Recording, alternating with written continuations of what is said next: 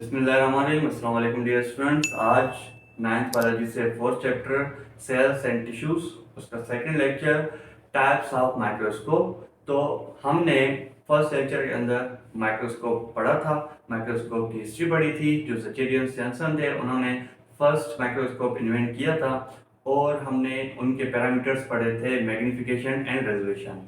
Magnification में हमने पढ़ा था किसी भी इमेज को इनलार्ज करके दिखाना, उसको हम मैग्नीफिकेशन कहते हैं। और रेजोल्यूशन किसी भी इमेज को जब क्लैरिटी देनी हो तो उस क्लैरिटी को हम रेजोल्यूशन कहते हैं।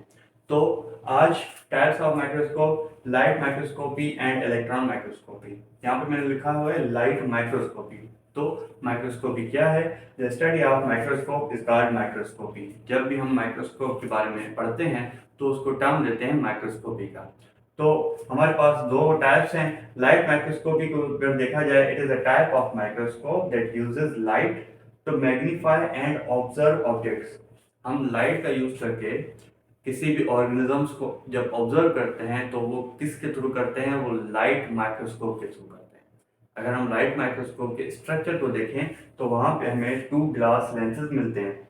जब टू ग्लास लेंसेज हैं उनको अगर हम देखें तो फर्स्ट ग्लास क्या करता है? इमेज को फोकस करता है, फोकस ऑन इमेज। और जो सेकंड लेंस है वो क्या करता है? इमेज को इनलार्ज करता है। तो ये मैग्नीफिकेशन और रेजोल्यूशन दोनों का काम करता है। अगर हम देखें फोकस ऑन इमेज को तो हम उस इमेज को या तो अपनी ह्यूमन आई से देखते हैं या तो फिर अपने फोन से उसकी पिक्चर ले लेते हैं। तो जिसको हम पिक्चर को हम फोटोग्राफी भी कहते हैं। अगर हम फोटोग्राफी कर रहे हैं, पिक्चर ले रहे हैं, तो photography taken through microscope called micrograph. जब भी हम माइक्रोस्कोप के अंदर किसी भी ऑब्जेक्ट का, किसी भी स्पेसिमेन का पिक्चर लेते हैं तो उसको हम माइक्रोग्राफ कहते हैं। आपके बुक के अंदर जो भी जितने भी डायग्राम आपको मिलते हैं तो वो माइक्रोस्कोप के थ्रू जो पिक्चर ले ली गई है उसको हम माइक्रोग्राफ कहते हैं। तो ये सिंपल इंट्रोडक्शन था लाइट माइक्रोस्कोप का। अब आते हैं कि इसकी मैग्नीफिकेशन पावर और रेजोल्यूशन पावर क्या है। मैग्नीफिकेशन पावर को अगर देखा जाए तो 1000 टाइम्स टू 1500 टाइम्स ये इमेज को लार्ज करके दिखाता है हमें। मतलब इसके अंदर इतनी मैग्नीफिकेशन पावर है। रेजोल्यूशन को अगर देखा जाए तो 0.2 माइक्रोमीटर तक ये रेजोलेट करता है, मतलब इमेज को क्लैरिटी देता है।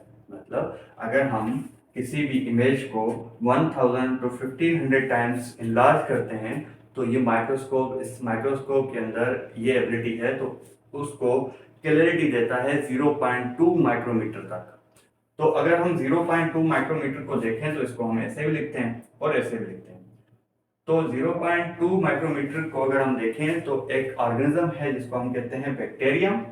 ये बैक्टीरियम सिंगुलर, किसी एक ऑर्गेनिज्म को हम बैक्टीरियम कहते हैं, बहुत सारे जब होते हैं तो उनको हम बैक्टीरिया कहते हैं। तो बैक्टीरिया के अंदर उसकी जो साइज है वो क्या है? 0.2 माइक्रोमीटर। तो बैक्टीरिया को ऑब्जर्व करने के लिए हम कौन सा माइक्रोस्कोप यूज कर सकते हैं? Light microscope. तो मैं साइड हो जाता हूँ, आप ये नोट कर लो। तो हम इलेक्ट्रॉन माइक्रोस्कोप को पढ़ें। उसके बाद आता है इलेक्ट्रॉन माइक्रोस्कोपी।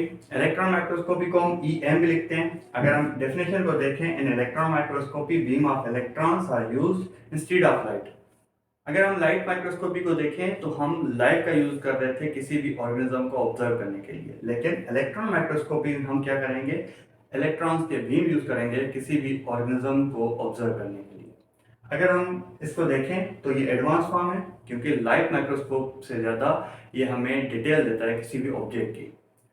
सेकंड, इसके अंदर इलेक्ट्रोमैग्नेटिक लेंसेज यूज होते हैं। लाइट माइक्रोस्कोप के अंदर हमें ग्लास लेंसेज देखने को मिले थे। सेकेंड, थर्डली कि ये जो इलेक्ट्रॉन्स हैं ये हमारी आंखों के लिए नुकसानदेह हो सकते हैं। तो इन ऑब्जेक्ट्स को ऑब्जर्व करने के लिए हम क्या करते हैं? फोटोग्राफी फिल्म करते हैं, मतलब उसकी पिक्चर लेते हैं। पिक्चर लेके फिर उस जो ऑब्जेक्ट है उसको हम ऑब्जर्व करते हैं। तो इलेक्ट्रॉन माइक्रोस्कोपी की अगर हम मैग्नीफिकेशन और रेजोल्यूशन पावर को देखें तो मैग्नीफिकेशन पावर इसकी 2,50,000 तक है, मतलब इतना ज़्यादा इमेज को इनलार्ज करके दिखा सकता है। रेजोल्यूशन पावर को देखें तो 0.2 नैनोमीटर, जिसको हम ऐसे भी लिखते हैं, इतनी ज़्यादा क्लैरिटी हमें किसी भी ऑर्गेनिज्म की, किसी भी ऑब्जेक्ट की हमें दे सकता है ये इलेक्ट्रॉन माइक्रोस्कोप। तो इसकी मदद से हम क्या कर सकते हैं? सेल के जो ऑर्गेनेल्स हैं उनकी हम स्टडी कर सकते हैं उसके अंदर जो मॉलिक्यूल्स हैं, फॉर एग्जांपल डीएनए का हम स्ट्रक्चर कैप्चर कर सकते हैं। इवन दो जो एटॉमिक मूवमेंट है वो भी हम देख सकते हैं। जब एटम्स आपस में मिलते हैं तब जाके मॉलिक्यूल्स बनते हैं। तो एटॉमिक मूवमेंट तक हम जो इलेक्ट्रॉन माइक्रोस्कोप है उसकी मदद से हम जो एटॉमिक मूवमेंट है वो भी हम देख सकते हैं। तो इलेक्ट्रॉन माइक्रोस्कोपी के दो फर्दर टाइप्स हैं। एक है स्कैनिंग इलेक्ट्रॉन माइक्रोस्कोप जिसको हम सैम कहते हैं, और दूसरा है ट्रांसमिशन इलेक्ट्रॉन माइक्रोस्कोप जिसको हम टैन कहते हैं। तो अगर हम स्कैनिंग इलेक्ट्रॉन माइक्रोस्कोप के देखें, it uses electrons beam to take really detailed image 3D image of an object surface।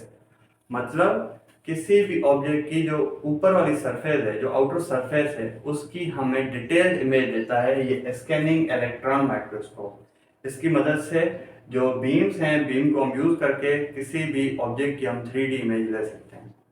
लेकिन ट्रांसमिशन इलेक्ट्रॉन माइक्रोस्कोप जो टैन है, इसका क्या है?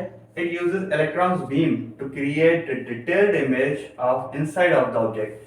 किसी भी ऑब्जेक्ट की हमें इनसाइड मतलब अंदरूनी जो स्ट्रक्चर है वो देखनी है तो हम ट्रांसमिशन इलेक्ट्रॉन माइक्रोस्कोप का यूज करते हैं, और beam of electrons pass through the specimen. Specimen क्या है? ये वो ऑब्जेक्ट है जिसको हम ऑब्जर्व करते हैं। तो उस ऑब्जेक्ट को जो है वो जो इलेक्ट्रॉन बीम है वो पास किए जाते हैं ताकि उसकी अंदर जो डिटेल्ड इमेज है, जो अंदर जो भी स्टडी है, हम उसको हम ऑब्जर्व कर सकें। मतलब सेल के अंदर अगर हम इलेक्ट्रॉन बीम्स पास करवा रहे हैं तो सेल के जो हर एक ऑर्गेनेल है उसको हम डिटेल्ड में ऑब्जर्व कर सकते हैं। जो इलेक्ट्रॉन माइक्रोस्कोप है उसको हम वैक्यूम चैम्बर के अंदर रखते हैं। क्यों? क्योंकि इलेक्ट्रॉन्स इंसान के लिए खतरनाक हो सकते हैं। जो लाइट माइक्रोस्कोप है वो हम बाहर एनवायरनमेंट में भी यूज कर सकते हैं, लेकिन इलेक्ट्रॉन माइक्रोस्कोप को हम ओपन एरिया में यूज नहीं कर सकते।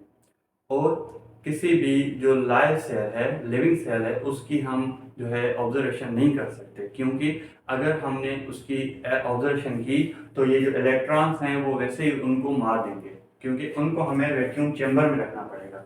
तो इलेक्ट्रॉन माइक्रोस्कोप जो डेड सेल्स हैं उनकी ऑब्जर्वेशन में हेल्प देता है। तो आज का लेक्चर यही था। मैं साइड हो जाता हूँ, आप ये नोट कर लो।